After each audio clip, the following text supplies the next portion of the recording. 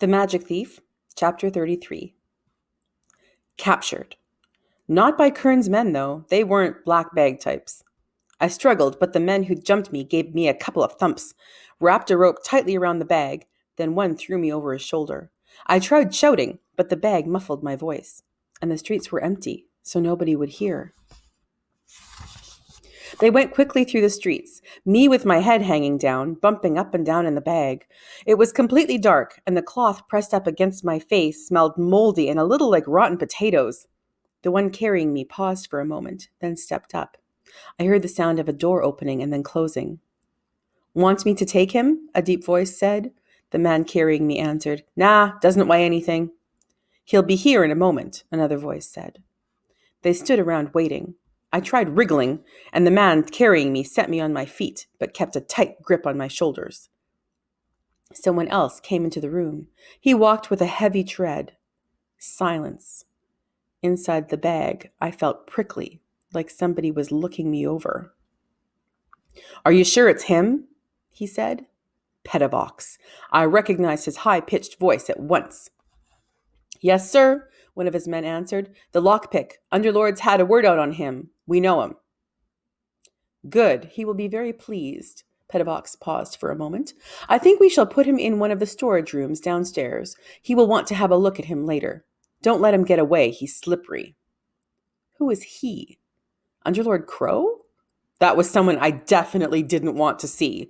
I wrenched myself out of the man's grip, but the rope was wrapped too tightly around me, so all I did was topple over. One of the men laughed. They picked me up again and carried me down some stairs, then along an echoing corridor. They unwrapped the ropes, pulled off the bag, and before I could find my feet, they shoved me into a dark place. The door slammed behind me and locked. After a moment catching my breath, I picked myself off the floor, pulled my lockpick wires out of my pocket, and felt over the door for the keyhole. Found it. It was gritty, maybe rusty. Still, if a key could open it, so could I. Just as I was probing the lock with the wires, I heard the scrape of a boot on stone. A guard was stationed outside the door. I put the wires back into my pocket. The room was completely dark, without a glimmer of light. I paced across it with my hands raised until I got to a wall. I felt in my pocket for my locus magicalicus and brought it out.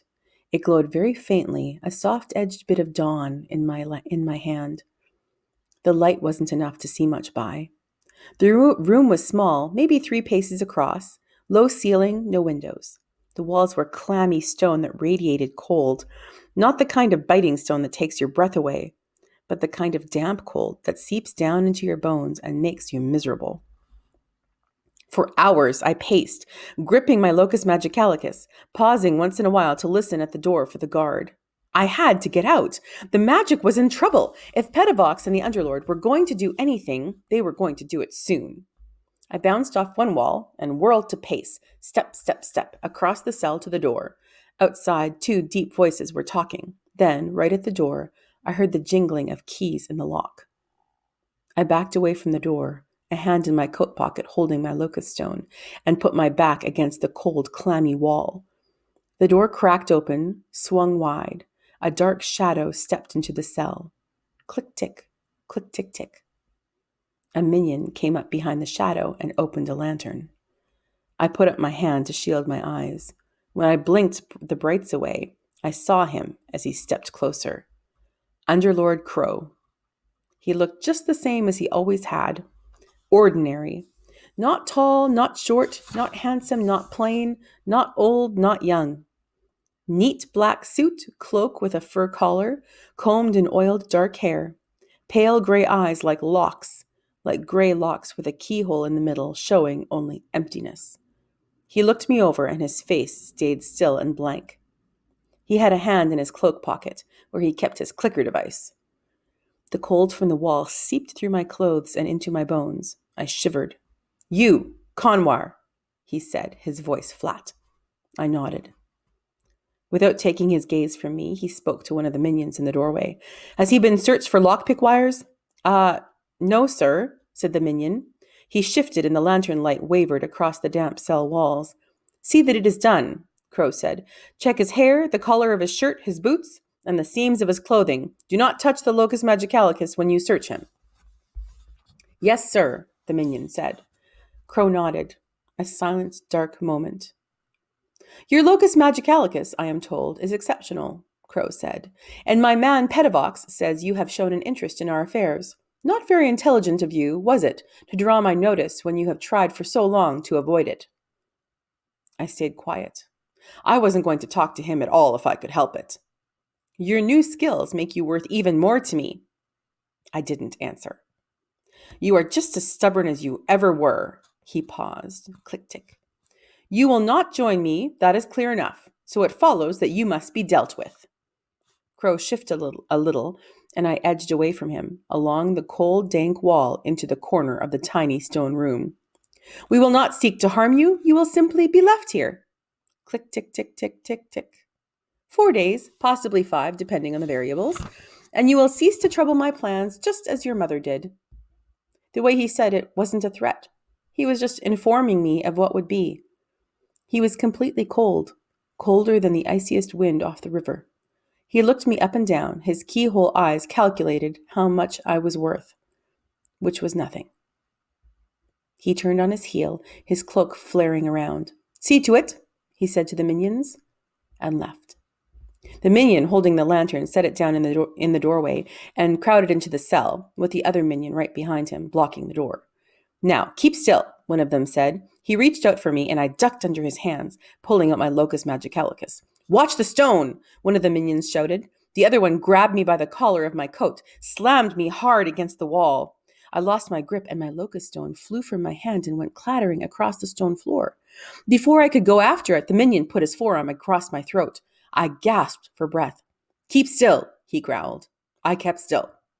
While he held me against the wall, the other one searched me. He found the lockpick wires in my pocket right away.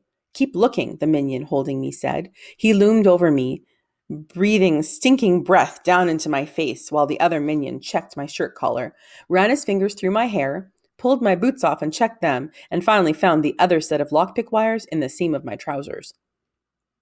Without speaking, they took the lantern, backed from the cell, and locked the door. In the darkness, I groped across the floor until I found my locus magicalicus, which had stopped glowing, and put it into my pocket. Then I found my boots and put them on again. I sat down with my back against the wall. I felt suddenly very tired. Nevery wasn't going to come and get me out as he'd done before, when the Duchess's guards had caught me in the Dawn Palace. Without lockpicks, I couldn't open the door. A creeping dread seeped into me, along with the cold from the wall and the stone floor. You will simply be left here, Crow had said. Left here to die, he meant, though that could take a while, 4 or 5 days. I edged into the corner and curled up with my head on my knees, my arms wrapped around me. The stone room was completely dark and silent. Hours passed. I grew colder and colder. Nevery would not come. The Underlord had left me here while he killed Wilmot's magic. There was nothing I could do about it. My shivering turned to shaking.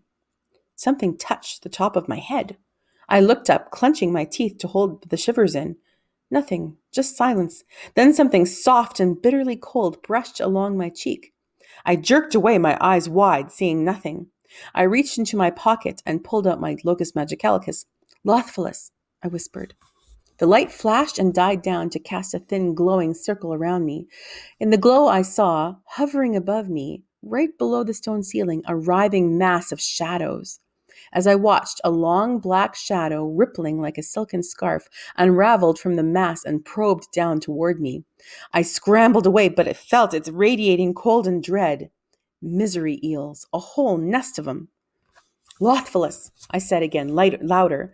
The light from my locust stone pulsed and then contracted. The massive eels flinched away from the light, then spread across the ceiling. A few rippling shadows snaked down the walls, others gathered in the corners. I clenched my locus magicalicus. The light dimmed. The eels writhed beyond the dim circle of light, waiting. The light dimmed. Lothphilus, I said, my voice sounding wavery and scared. A faint glow seeped from the stone. The eels pressed closer, closer. Lothphilus, Lothphilus, Lothphilus. Nevery's journal. According to Gage, magic level is extremely low. Worried. Feel something is about to happen. Tried scrying globes again. Still nothing. Did Boyd go to Crow? Or is he up to something else? After dark, Keyston came in. Pale, shaking with cold, teeth chattering. I saw him, Magister. I think it was him. Keyston paused, trembling. It had to be him, sir. They had a bag over his head. What are you talking about? I asked. Magister Nevery, my master sent me to work for you so I could report to him everything that happened here. I didn't want to do it, sir, but I had to. I'm very sorry. So you are a spy too? I asked, getting angry.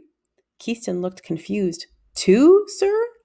My apprentice has been reporting to the Underlord, I said. Keyston dried tears. Con? No, sir, he would never spy on you. You are mistaken, I said. He is with Crow at this very moment. Keyston shook his head. No, he isn't, sir. Or if he is, he doesn't want to be.